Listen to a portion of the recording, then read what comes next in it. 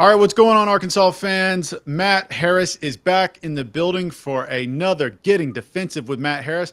And look, guys, this has been a long week. I've been working, Matt's been working, family things, events, all different types of stuff. So we're a little bit late to the Getting Defensive, but we had to still bring it.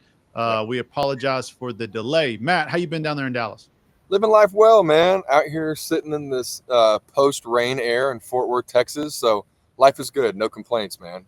Good. So you weren't able to go to LSU. DJ Yeah, and I we did the LSU game with Grant yeah. up here in Fayetteville. But you watched the game. What were your initial thoughts about the loss last week? Josh, it's just like every fan. We're fans right now. We're experienced fans, basically, and it's just the same thing, different week, Josh. Another Yeah. team that we should have beat in Baton Rouge. 100,000 people there. I mean, we silenced the crowd all game. Defensively, we played a really good game. Again, we're not talking about an elite defense here. We don't have a defensive-minded head coach. We haven't had one, I don't think, ever. So our defense isn't supposed to be the keynote speaker at this event. Our offense let us down again, man. 3 turnovers, Josh. Hmm. You can't win in this league or in any competitive football game with 3 turnovers. We go out there and we get stuffed on the goal line. You go out there and you throw 2 interceptions, you lose fumbles, and with an average defense at best, right? Admittingly, and LSU goes out and scores only 2 touchdowns, 3 field Hmm. goals. Right. I mean, you can't give those guys 3 more opportunities. It just is. It's just too important, Josh, to play complementary football. If your offense is the superstar, you guys have to go out there and score points and take pressure off this defense. Yeah, there was a couple plays that happened, Matt, that were there, like the goal line stand that LSU had against Arkansas. Yeah, I mean, yeah, you want to knock anybody. I understand we want to say uh, the offense didn't come through. That's Bobby Petrino's control. yeah. But like I said in the post game coverage, that's the goal line stand is a Jimmy's and Joe's situation. Right. What do you want to call with a 6'6" quarterback that should be able to fall forward? Your Yeah, offensive line should be able to get the push a couple inches. yeah, LSU, I don't know, the stars aligned. yeah, We kind of went low to try to cut them. They came over the top and they stopped them. But yeah. you know, how do you get that next step out of Arkansas where we're in those situations? Like we are winners in those situations. Yeah, How do you coach that, Matt? Like what are you looking for as a coach to get that out of your players to make sure yeah, if you're fourth and inches on the goal line, you're yeah. getting it. Yeah, right. We used to have a play, as the Houston Nut era, but it's like, hey, gotta have it. Gotta have it. Every Right. coach has a gotta have it play. We Yeah. need 1, 2, 3 yards. We gotta have it to win the game play. And every coach has it in their playbook. And I would love to be at practice and be in the meeting rooms and get to see how these coaches are talking to these kids, because that's where it starts. It starts at practice, and it starts with your mindset. And I know when Petrino was there, we would fight every time we did goal line practice. Every time it was goal line, it was full speed. You couldn't Yeah. do thud. It was to the ground. It was game day type reps. And I'm sure it was like that too. But, it just comes down to offensive play calling. If you're running it up the middle with the 6'6" quarterback, I mean, at the end of the day, the guy calling the play is pretty important. The guys executing it are more important, right? It is. It's true. But to just run a 2 zone up the gut on 4th and goal versus an LSU defense that you think you can push around when we haven't had a lot of success on them, it's frustrating, right? I would want a creative option on the 1 yard line. You'd think that you could get him in. I'm a big fan of letting a guy like Taylon Green bootleg out, have a run pass option, and do it quick too, like a speed option. We ran a bunch of speed option into the boundary that first quarter, first half. And if Taylor can make a good read, all he's got to do is fall forward. So, right, hindsight's 2020. I am no offensive mastermind by any means, but again, I'm in the fan seat on this one. It's Right. frustrating to not be able to punch it in. You just think that a 6'6", even Tom Brady falls forward, right? Like it's Yeah, just it's almost like we're cursed. I mean, honestly, it's almost I like we're know. just cursed. We're right there. It's like, It oh, is. if it It's was a 5'10" quarterback, I'd be like, I don't know. Maybe he's going to yeah, get stuck behind the line. But you got right. Taylor Green. You're thinking, I know. I mean, I don't knock his play call. I would call the same thing. I call it twice on third Yeah, and inches and fourth and inches yeah, because if I don't get it the first time, there's no way I'm not getting it the second time. Right? yeah. That's the Well, way I would think. I'd like to be able to call it is. a tush push and get it, I think it's a even against bigger LSU. I think it's a So bigger issue, Josh. I think it is a program mindset. David Basil's talking about how all these trophies are collecting dust. There's This to sound harsh, but I just don't feel like the players care enough. They care. They're competitive. They want to play. I promise you. But when we were walking through those halls, it was championship hallways. oh yeah. We were in Atlanta a year ago, 2 years ago. We were in the Cotton Bowl. We were in the Capital Mhm. One Bowl. We were ranked top 3 in the country. We were a punt return away from the national championship. I won't even name his name. You know what I'm saying? Like, Mhm. we remembered what it was like to be champions and what it was like to practice, what it was like to think like, what it was like to prepare. And on those four, like I'm sitting here 20, 25, 20 years later saying, hey, gotta have it. I remember Houston Nutt Yeah. practicing that. Hey, gotta have it. Right. We got a yard to go. We're in Baton Rouge. We practice. I have goosebumps right now on my whole body. We practice this stuff. You practice situational football. Petrino did the same thing. Mhm. They're great coaches. So it tells me that it is a heart thing, man. It's a belief system. Like, would I have played as hard if I got 100 grand? I don't know. Maybe, maybe not. It's an interesting psychological effect that I think that we're having to deal with now in modern college football. That does it show up on 4th and 1 on the goal line? It just Right. looks like it. And maybe it's just our locker room because we haven't had championship football in so long. These guys just play average and they're not 5 stars. So you got to go dig down. You got to play with that passion. In Baton Rouge on 4th and 1, you got to say, hey, it ain't going to be me today, brother. It's going to be you. I'm Right. coming after you. Yep. And I think those guys have some dog in them, but I just don't know if they got a big enough bark yet. All right. They've got to get, it's a culture mindset thing. I think on 4th and 1, you're right. It's the Jimmies and the Joes. You should be able to call a play call and say, hey, look, out of principle uh, and pride, I'm running this man over, or I'm figuring Mhm. out how to get it 3 feet. So All right. it's frustrating. I'm not frustrated. You're frustrated. Hey, well, we're going to look at some of that LSU film here in Yeah. a minute, but I want to kind of talk about this Texas team. They're Yeah. 7-3, 4-2 in the SEC, coming, off of a fourth quarter beat down from Georgia. Arkansas's 2-8, 0-6 in the SEC. We're Yeah. on a long losing streak. We got to play at 2:30 Saturday in Austin, Texas.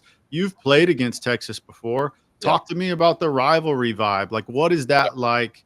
Is it a bigger rivalry against LSU or is it bigger against Texas? What does that look? And maybe Yeah. don't even compare the two, but tell me about Texas.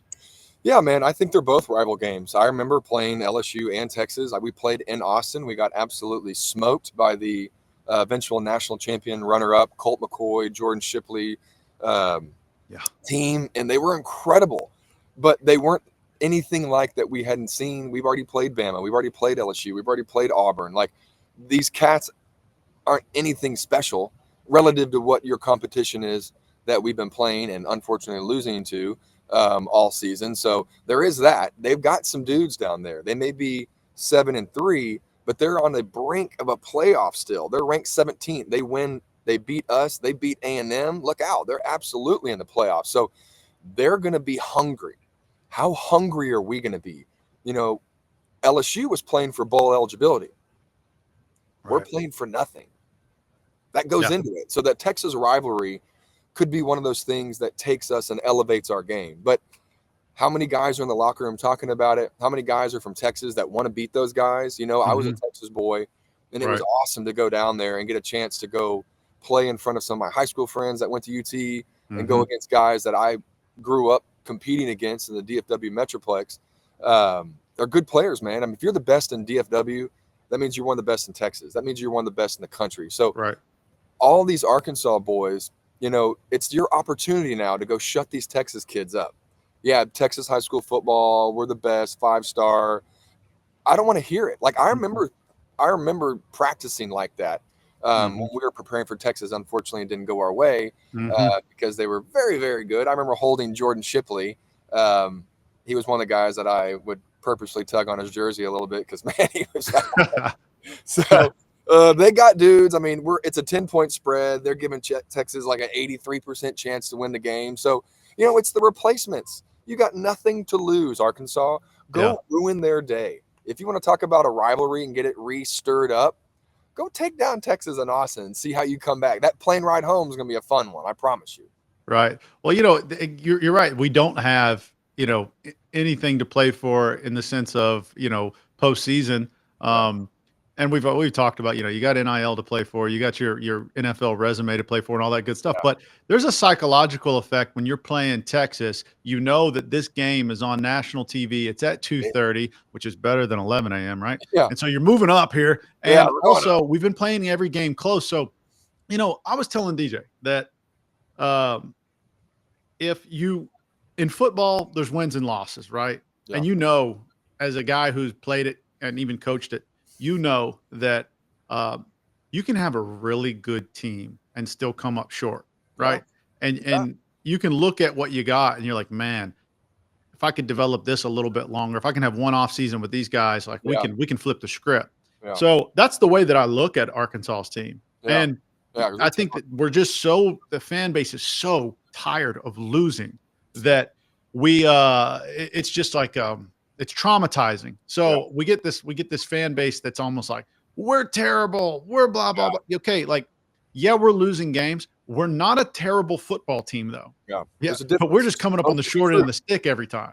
Right. And with that being said, I was telling DJ, if this was boxing, right? Yeah, right. Boxing. We take everybody 12 rounds. We're going 12 rounds with the champs. Right. We're going 12 rounds right.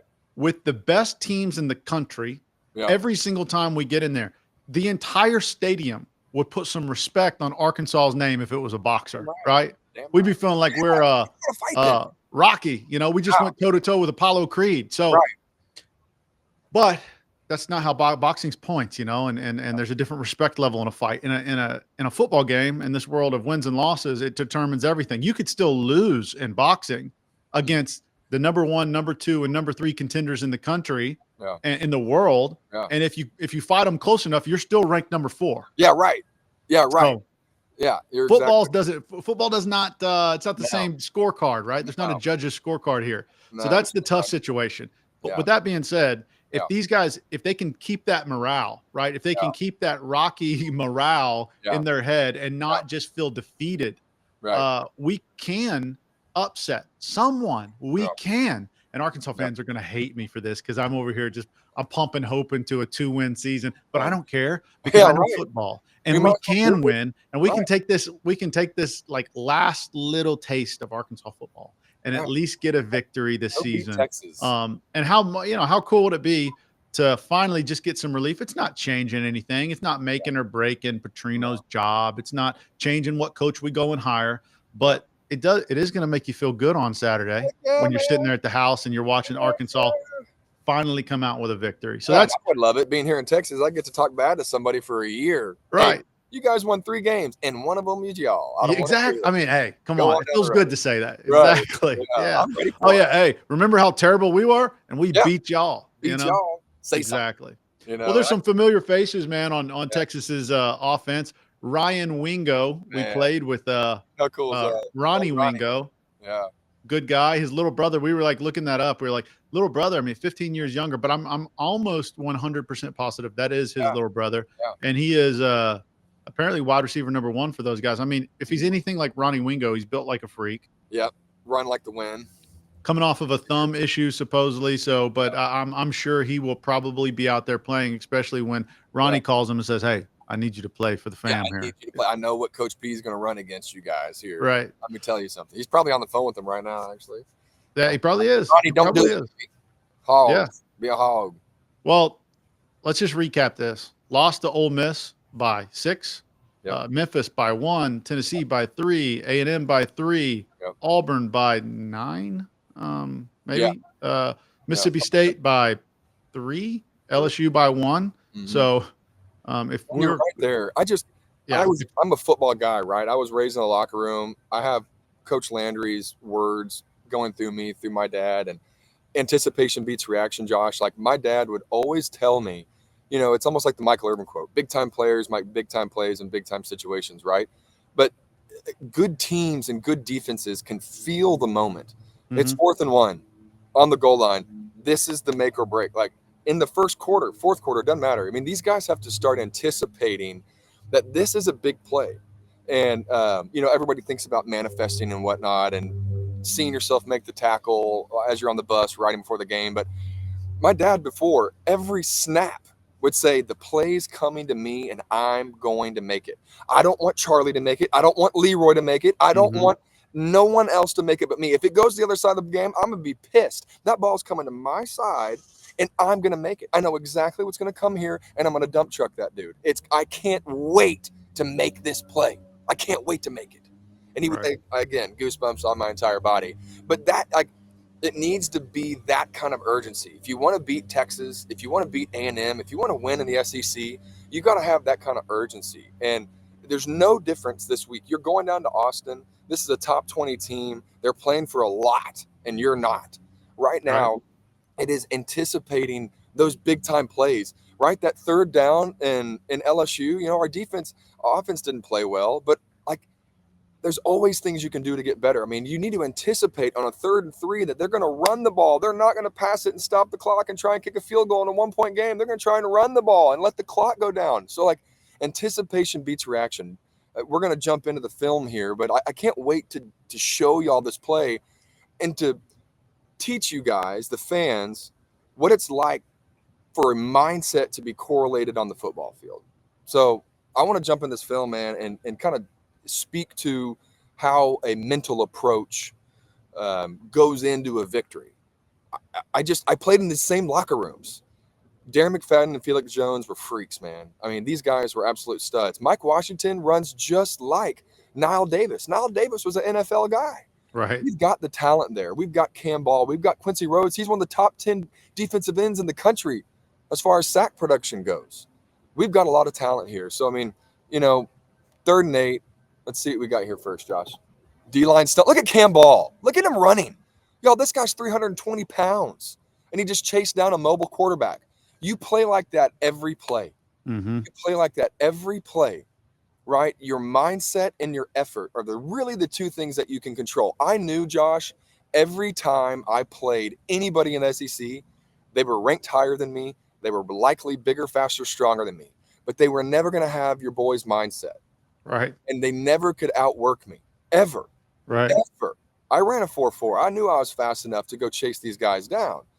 But it's the mindset like you just saw with Cam Ball. That's a mindset that you just saw on the field. And all year we hadn't seen that. So I love seeing that from big Cam Ball, man. That is a clear evidence of I care. I don't care how good you are. I don't care how much you know. I care how much you care. And that shows me that Cam Ball cared.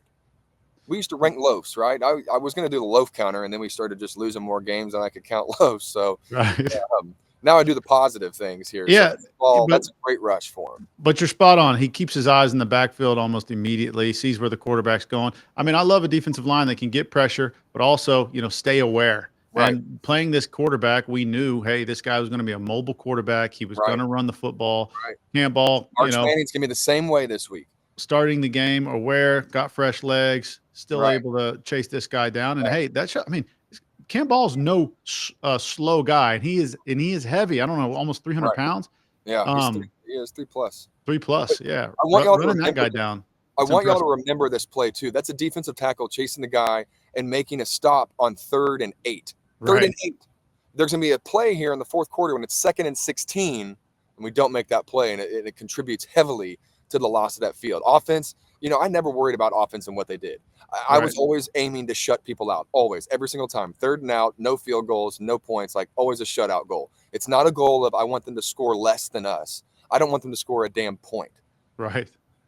Hey, we've got this. We also got this pump block that we wanted to give a little shout out to, and couple people involved. Wooden's involved, but I think this guy Simmons transfer from Harding, right? I think that's what he is. Yeah, and give him a shout out. Coach's son able to step up and make a play in LSU. I had to put it in here for you, Matt, because You know, you count. This is what you had to have in order to beat an LSU and LSU. So you're in position to do it. You're helping out the offense. Shout out to Simmons right here, a guy who's kind of come on late this Yeah, year and started performing and yeah, contributing to the team. And if I am correct, and he is from Harding, which I believe he is, 99% sure. yeah. Then shout out to that kid You because know, that's Josh, awesome. I remember back in the day, we used to really stress special teams, and Mhm. they threw a statistic at us one time that I'll never forget. They say if you score a special teams touchdown in a football game, this was 20 years ago, but I think it's still true today. You win the game 75% of the time. The Right. fact that we lost this game after that punt block, man, I was thinking I was just back in that locker room. I was in Baton Rouge. I was like, we're gonna win this game. Yeah. I had that feeling. We're gonna Right. win this game. Right. And to block a punt, score a touchdown off of it, after your offense stalls and your defense 3-and-outs them on their first series. Man, that's why I feel you, fans. I feel you. So good job with Simmons and Wooden. You know, I've been kind of critical of him all year. Thank you for scooping and scoring and not kicking it out of the end zone or something that I probably Right. would have done. Yeah, exactly. Well, let me take a look at this because I've got a play for you here, Matt, and tell me if I'm wrong, okay? Yeah. Because I drew this up, but I just want to make sure we're right here, and I'll let you walk Yeah. through it. Okay, first play, Terrible. first big run that they come Backside out first drive, backer. backside backer. We've seen it all season, getting Yeah. caught up in the wash again, Yeah. and this frustrates me because we're there to make the play here. So Yeah, we are. take a look at this guy, sending a guy in motion, and then Right. here we go. Running back's going to take the ball right here. You've got your outside linebacker pressed up, taking on the first block, and Right. he's going to, if I'm not correct, also be setting a force and trying to keep that guy inside. If not Correct. him, then the guy behind him is Correct. going to be setting that force. Correct. Well, it's a hat for a hat right here, and I've Right. highlighted our backside backer in white. If Yeah. he can play down line instead of getting upfield and just Right. taking on a blocker for no reason, this is Right. his tackle to be made. So Right. everybody needs to be moving in motion right here and following the ball. Right. But you see, He running ran back hits right the into a lane. block. He gets caught up. And I'll reverse it real quick. Let's take another look at it because you'll see this lone offensive lineman that's about to make this block. So I've got highlighted in green the guy who made the tackle, highlighted in red the oh crap guy who Yeah. is the backup to making the tackle. If Yeah. it's on him, Hard it's not a play to good make. situation. It was a hard So play to make. Yeah. here we go. This is who should be playing a little bit more down line and taking on Correct.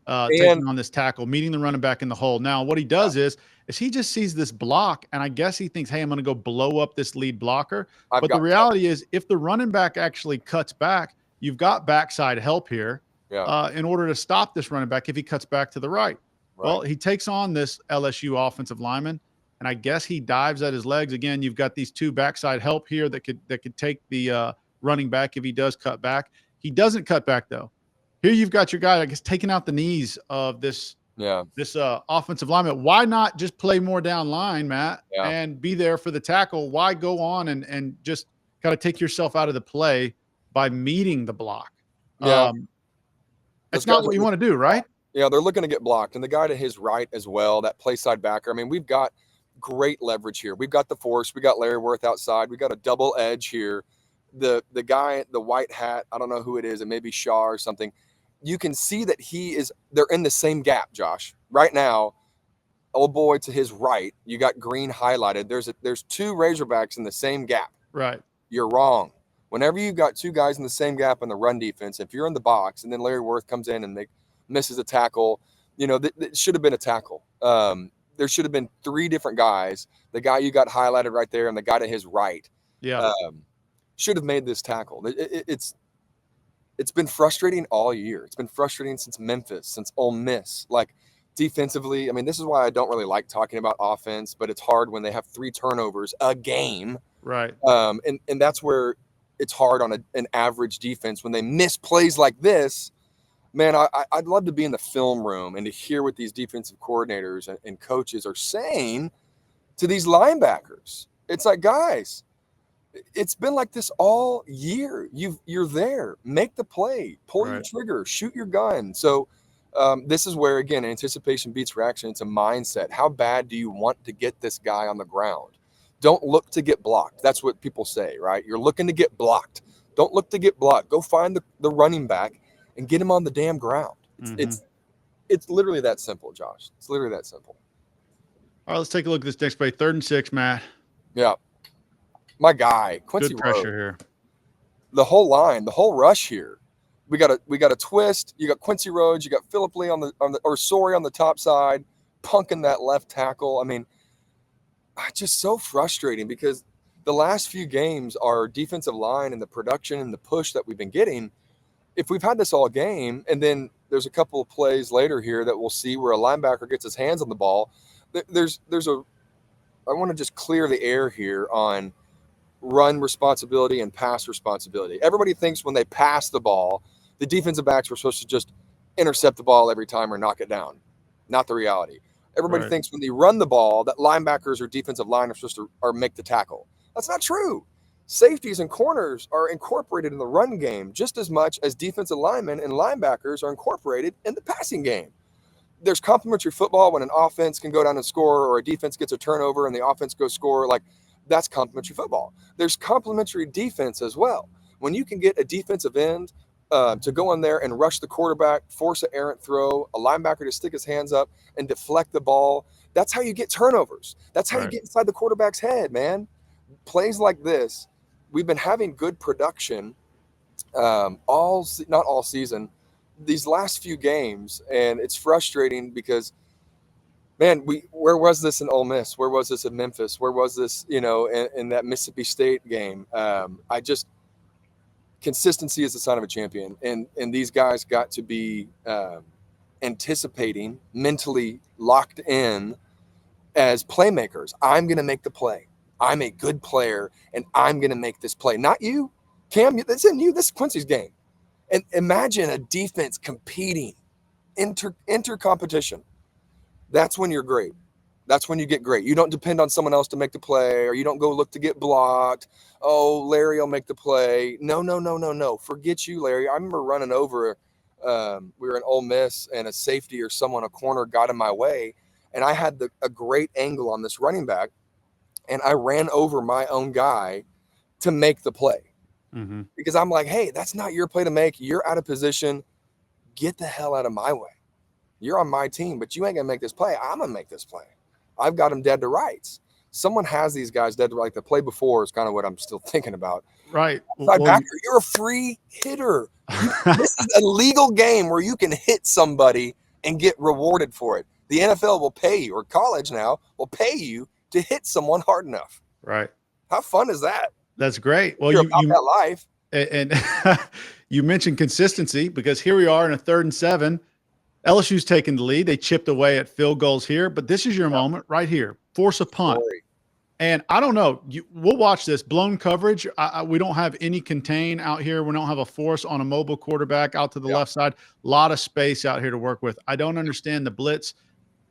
Is this just a mental mistake? He just took the inside because he got trigger happy? Or it's a miscue. It's a bad execution on an interior lineman that was supposed to be looping out. You can see that zero there. Is that Philip Lee? Someone has contained on the defensive line. Someone's got contained. Just like Cam Ball, the first play, he comes out on a 3rd and 8, and he forces him out for a 5-yard rush. I want to see what old Philip Lee's doing. He's bulling up field. Right. So there was some sort of miscommunication. This is not a good play call. It's not.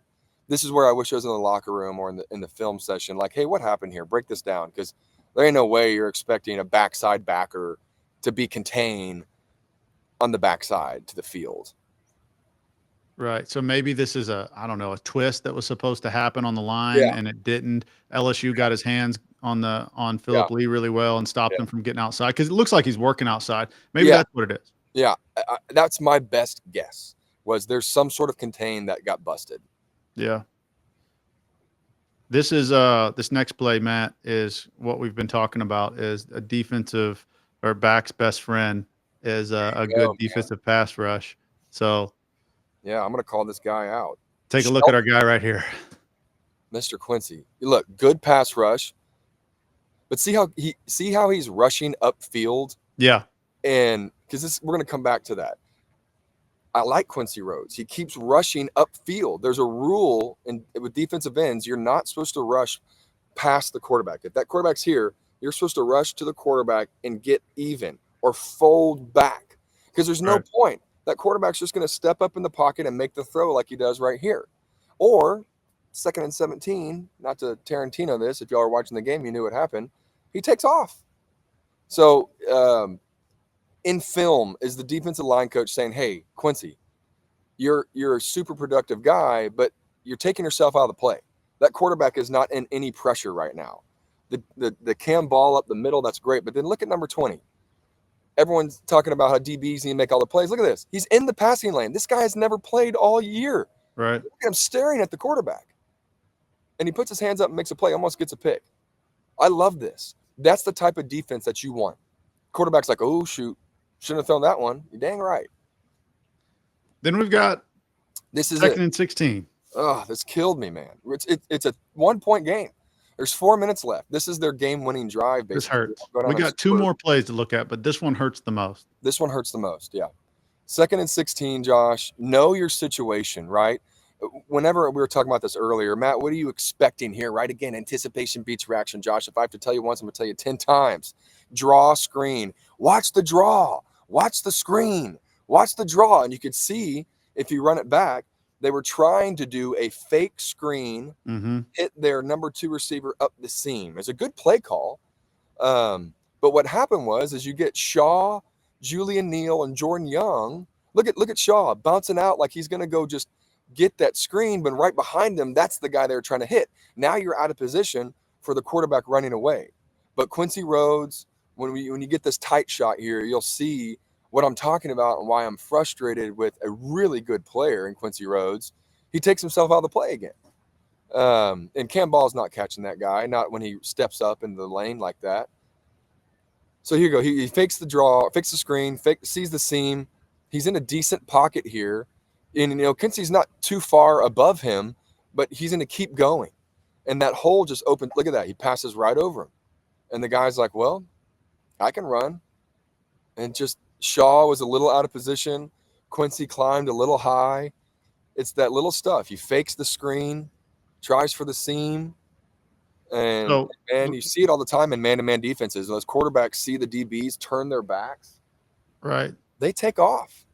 It's a D-line. It's a front 7 thing. Defensive backs can't cover these guys and cause the force. You can't do it. So it's in the box. Someone within the front 7 has to contain that quarterback. When I first looked at this, Matt, I was thinking, yeah, this was a design run. But then I look back at it like you just broke it down. And to slow this down for everybody watching here, yeah, it does look like this was a kind of a fake screen. He gives a quick look at this guy. But if it was a real screen here, this receiver at the top of the screen, he'd be blocking. Screens are run plays. Right, exactly. Screens are run plays. So he really could have maybe even made this throw, but I believe that he feels that outside rush. Yes. And he decides to give a little bit of a panic there. Or maybe he felt the inside rush and our outside defensive end just wasn't there. But again, don't even know that's a great play call, but it's the power of a mobile quarterback. Right. Can you go back a frame or two, Josh? I want y'all to watch. He's not highlighted right now, but look at the right defensive end, who's Sorry, number 10. Look at him. He was almost as high as the quarterback. He sees that the left tackle has got him, and so he puts his foot in the ground. And look how close he is to making this play. If Quincy Rhodes had the vision that Sorry has right here, he makes this play. Look. Sorry's already running after him. Right. He's closer than anybody because he puts his foot in the ground. He knows that if he keeps getting upfield, it's not going to be worth his time. He's going to be taking himself out of the play. So instead, he puts his foot in the ground and, he is closer than anybody, but he's the right defensive end. You see defensive ends get big-time hits on quarterbacks. When they put their foot in the ground, they collapse, they fold back under, Josh. Quincy Rhodes needs to have better vision, right? J.J. Watt made a living on J.J. Swat, right?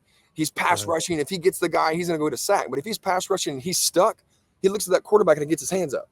Bam, and he knocks it down. Or he folds back under when the quarterback runs away, right? Defensive ends have to be creators of their own universe. Just because you have a pass rush on 3rd down or 2nd and 17 doesn't mean that you're not supposed to be cued into the run game or the quarterback run with the mobile quarterback. So, Sorry did it right. If Quincy could do that, he would have had this guy dead to rights with a yard behind the line of scrimmage. He'd had a tackle for loss or a sack. So it's just coach. Like that's where I know he's been coached Right. not to run upfield. So why is he not doing it? This has been a pretty consistent theme, Matt. Yeah. 3rd and 3 here. We're back to the story of I don't know which hurt more actually. Last play on that scramble. That scramble was a dagger, but this was like, stomping on my throat after I'm Yeah. down. Because we still, I'm thinking, okay, well, if we stop them here, I don't know, force a field goal attempt. It's still a ball game if we get this Yeah. ball back. Still a ball game. We got a timeout. I believe in Coach P's offense. But you see when that motion comes in, Josh, the corner, Julian Neal there, We'll run this back. I just hang my head. It makes me stutter. I get so mad because it's all communication based. It's all anticipation. Hey, when that guy's running in, watch the crack. Watch the crack. It's 3rd and 3 with 1:52 left. They're up 1 point. They're not throwing this ball. If they threw the ball an incomplete pass and they stopped the clock, that interim coach would be like, hey, guess what? You're not even in consideration. That's a dumb play call. As a defensive player right now, they're running the ball. Right. And when that wide receiver is running in motion, hey, watch the crack. Watch him, watch him, watch him. And when he goes to get that safety, Julian Neal, go now. And the safety, you're late too, Jordan Young.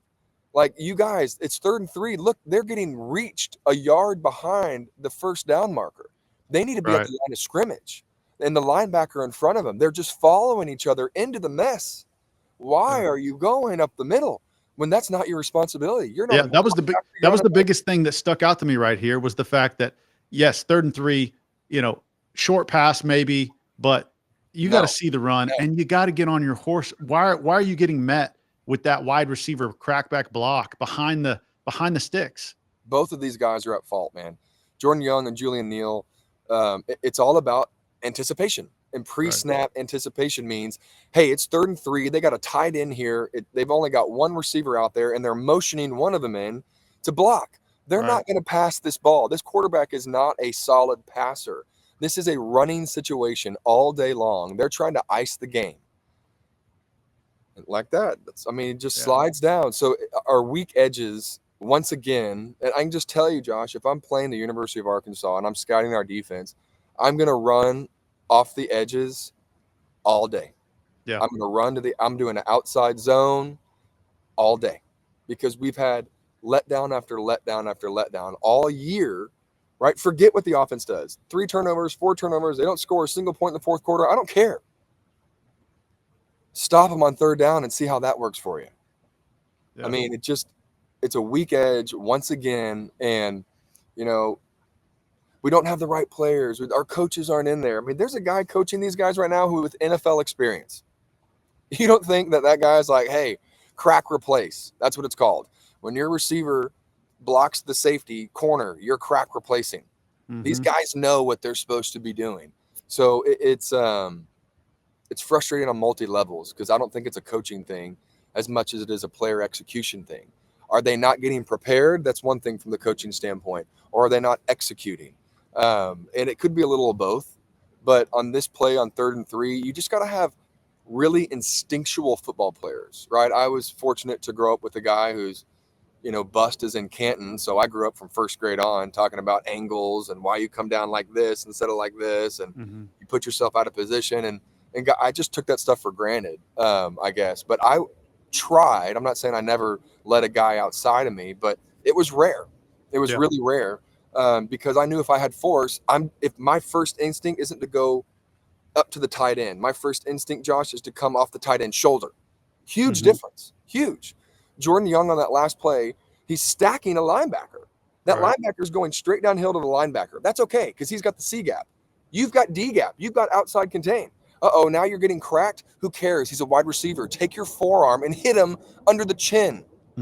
Break his jaw. Make him spit blood. This isn't a nice game. Again, you'll get paid if you do that. They'll pay you if you forearm shiver somebody. And it's legal. It's awesome. Best game in the world. At least I love it. Matt, so let me ask you this. Taking this into the Texas game. Yeah. You got Arch Manning, right? Yeah. Mobile dual threat quarterback as well. He can run. We've seen him run. He's 195 for 311 for 2,374 yards, 19 TDs, 7 interceptions. Him and Taylor Green look kind of similar from a stat line. Yeah, in the air. I mean, Taylon's probably got him beat clearly by by far on the 100 ground. But yards. how do you attack this? Do you sell out to stop the run against Texas and make Arch beat you in the air, or do you are you more worried about Arch in the air? I mean, what's your mindset on that? I'm worried about Arch on the ground. Mm, I don't think Arch in the air, their offense isn't the reason why they're winning these games. They're winning these games because their defense is pretty dang good. mhm, Um, Arch is a dual threat quarterback. He is Talon Green. Do not be confused. He may have the last name of Manning, but he can scat. He's a mhm, runner. He's the second leading rusher on their team. He's got like 7 or 8 rushing touchdowns. He's identical to Talon Green. If you want to beat the Arkansas Razorbacks, go look at Talon Green's stat line against LSU. Go look at his stat line against Auburn. Right? Not good. Multiple turnovers, didn't have the rush game that he usually has. When mobile quarterbacks can get outside the pocket and hurt you with their legs, Josh, it's demoralizing as a defense. It's really hard to recover. I remember playing guys like Tim Tebow, right? South Carolina had Garcia. He was a really mobile quarterback as well. When it's 3rd and 3 and they're looking to pass and you've got that coverage sack and all of a sudden they skirt out and they mhm. get the first down, they extend the down, man, football's a game of energy, right? And when your psyche and your energy gets pulled down because those quarterbacks get that first down, they extend the drive when defense does a pretty good job. It's a backbreaker. You can see defenses give up, and we just got to do a good job. Quincy Rhodes, hear me out, brother. I love you. I would draft you first on my team for defense. You're a stud. But if you're rushing past the quarterback every time, he's going to go right under you every time, just like LSU. He's going to go. Mhm. Xavier Rhodes, right? Sorry. He put his foot in the ground. So your defensive line needs to rush with vision. That's going to be one of my keys this week. Rush with vision. If you're not going to get to the quarterback, put your hands up. If you're not going to get to the quarterback, fold back underneath. If you're not going to get to him, are you contained? Are you cam ball? Are you supposed to be chasing that guy down? I mean, sometimes defensive tackles do loop around on those stunts and twists, and their biggest job is to force that quarterback back inside to their linebackers and their safety help. So rush with vision, play with vision. I know defensive backs have to lock on to their defensive or their wide receivers, but Josh, I can see this much of my peripheral. I can be looking at the quarterback and see me moving my hands right now, right? Like, and that stuff's not coached. That is instinctual. And so I think our guys need to do a good job. How do I say this? I don't know if you're supposed to coach that Mhm. because you're so worried about fundamentals and getting lined up, and you've got the force, you're in the B gap. But good players, Josh, they look at the quarterback, they look at the ball, and they don't get sucked in. They Right. have enough They've got enough discipline. mental discipline. Yeah. Exactly, they've got enough mental discipline and instinct, right? Mhm. Just like my little Cleveland Browns story. Hey, you don't have an assignment, you have a responsibility, or you don't have hey, where do we line up? You don't have that. You have a responsibility. As Right. long as you make the play, I don't care where you are. And systematic coaches will turn guys into robots and they'll slow their athleticism down. So I just want to see our guys go out there, play hard and rush with vision, man. And good things will happen if you rush like you did with Cam Ball in that first period, that first quarter. Well, flipping the script on you here, because I want to get your thought on this. Texas defense, I mean, their Yeah. teams are averaging about 80 yards rushing against them per game. Arkansas is definitely in any game that we have been in it, we have relied on at least Taylon Green's legs to be able to provide us a little bit of hope Yeah. for the game. So, what you know, what do you think? You think Taylon is got enough talent to give Texas a little bit of an upset on that 80 yards rushing per game? Do you think we're still going to lean on that? Because my opinion is, Matt, that that's what makes Taylon Green special, and that's what keeps us moving. Yeah. Sorry, I put my charger in, Josh. I'm Yeah, dying. no worries. Go Uh, ahead. you But know, I think that Talon's got enough talent to do it. mm-hmm, No doubt about it. mm-hmm, Texas has a lot of talent. mm-hmm. They have a defensive end who is ranked above Quincy Rhodes, and he's a nightmare. So it's going to come down to our offensive line because defensive line front wise, Texas is solid. Their box is good. They've got They're good they're linebackers. super solid. But Yeah. what whenever Taylon Green has to sit in the pocket and be a game manager and make decisions, he eventually makes a wrong one, Yeah. right? And so if Taylon Green can't maximize if he can't make Texas, if this can't be the Texas defensive line's worst game, Yeah, then right. we're in for an issue, right? Yeah. We got to have more than 80 yards rushing to win. That's Taylor the Green key. might be that X factor. It might be that Yeah, quarterback that you face that they have issues with. If right. that happens, Arkansas stands a chance to win this game. If we keep Taylor Green in the pocket all game, or the defensive line keeps Taylor Green in the pocket all game, Right. I don't see Arkansas being able to pull out this win running Yeah. a systematic No. decision-making No. offense, right? Yeah, no, I agree, Josh. I think the keys in this game are going to be the legs of them hogs, baby. Mhm. Taylor Green get outside and like I said, break the back of the defense on a 3rd and 3, get outside and go get a first down. Can Mike Washington show up and go play really good football against a good front?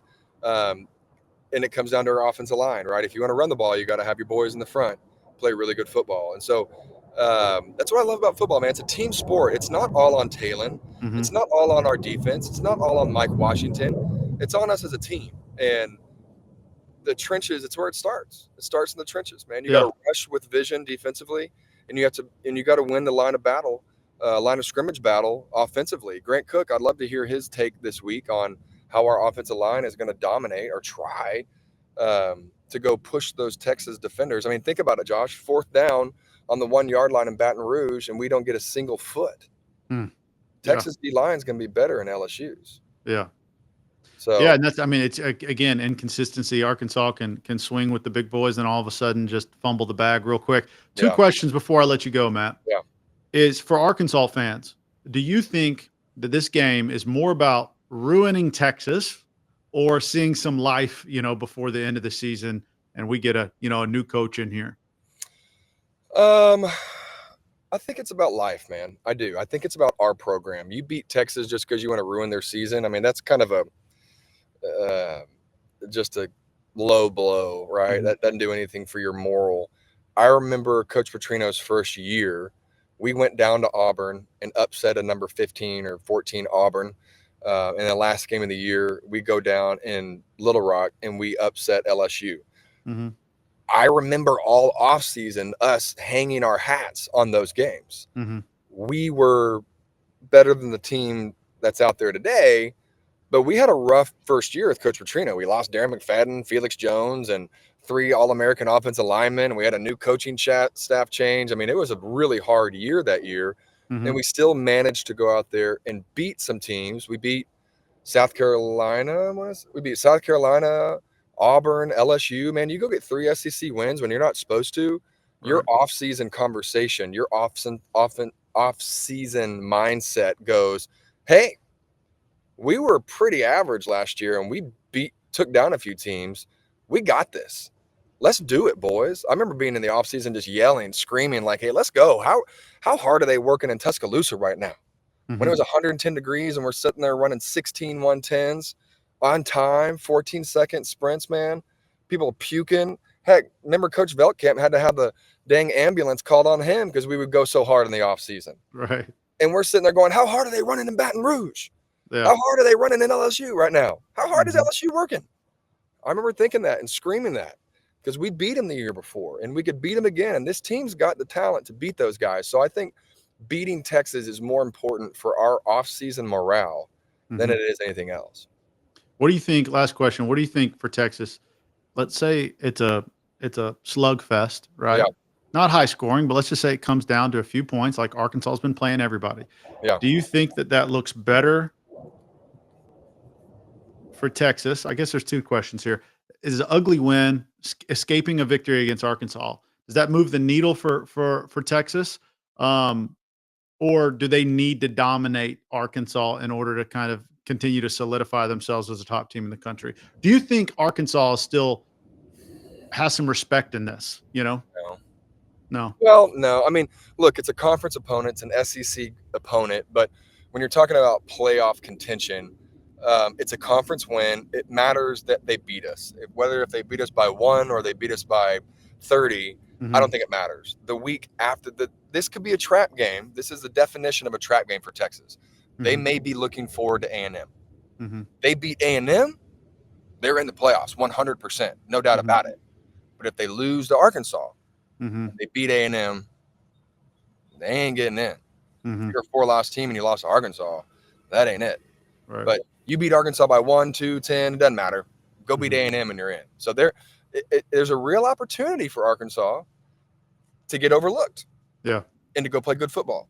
Yeah. Because we have a good football team. Offensively, we have a lot of star power. Mm-hmm. Defensively, we are starting to figure out our rush a little bit. Number 20, Shelton. Who are you? Go play good football. Miguel Mitchell. I like Mitchell. He played well the last couple of weeks when he was in there. He got his chances. Yeah. We're putting in new players. I think the defense is starting to meld together a little bit. Yeah. And if Texas overlooks us, their offense isn't super high powered. They absolutely can go score. They've got 2 good receivers. One's a freshman from Lucas, Texas, where my brother lives, just north of Dallas. And he's a 6'4", 200-pound, just route running Jesse. So they've got guys, but you need to beware, Texas, if you overlook Arkansas, because A&M's next week, huge rivalry. You guys could get taken down by them Hogs, baby, and I'd love to see it. Yeah. So, okay, first of all, I got to ask, where the heck are you?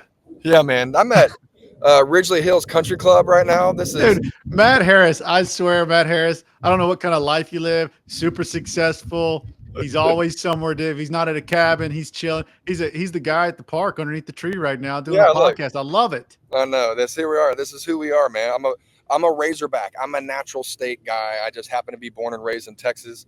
I was this close to being born in Little Rock, being raised in the home state of them Hogs, baby. But I can't complain, Josh. I am. I'm a blessed guy, and I get to do stuff like this with y'all. Take your shoes off, man. Get grounded there, man. They're off. If y'all want to come out and get around at Ridgely, it's a nice course, a lot of elevation. The slope's tough. I'm just warning you. Come out here, tight fairways. I like it. But yeah, man, they have a charger here in the side of a tree, and I was at 1%. I was like, well, looks like I'm gonna gotta get the juice. You gotta do what you gotta do, Hogs. I like it. Do what you gotta do to get the W. Dang it, man. Arkansas could learn a lot from you, Harris. I appreciate you, brother. I appreciate you joining us for another 4th and 5 getting defensive episode. We've got, I guess, one more. Maybe we do some joint stuff at the end of the season. I mean, obviously, we're going to be bringing in anything football related that happens over the next few weeks leading into this coaching stuff. We're going to try to be able to hop on quickly with the full team and give you guys as much information as we can give you. Matt, thanks again. And will you be joining us for the game day show? Saturday, I should be. Okay. What is it? 12 noon, something like that. 2:30. No, when we're going to start. Oh yeah. The show. Yeah. About 2 hours beforehand. We'll probably go live at 12. All right. I should be able to join. Maybe a little late onto it, but I'll be there, man. I love them Hogs, man. It's Texas week. Please beat them, so I can just be just talking to everybody down here in DFW for the next year. That's right. I remember we beat them with Sarkisian's first year in Fayetteville. And man, it was awesome. We were just talking bad to everybody. It was great.